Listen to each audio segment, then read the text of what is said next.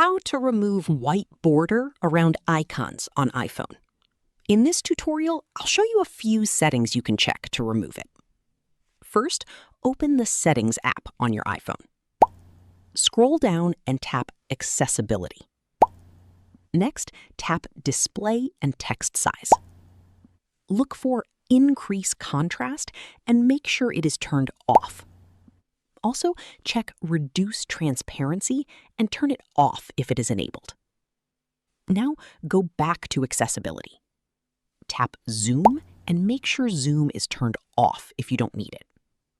If the white border is around the app icons because of an accessibility display setting, these changes may return the icons to their normal appearance. You can also check your home screen customization. Go back to the main settings page, then tap Wallpaper. Tap Customize under your home screen.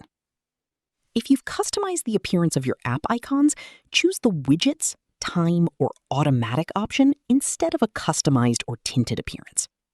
Then tap on Done. Finally, restart your iPhone and check your home screen again. And that's it. These settings should help remove an unwanted white border or outline around your iPhone app icons. Thanks for watching. If this tutorial helped, don't forget to like the video, subscribe, and check out more helpful iPhone tips and tutorials.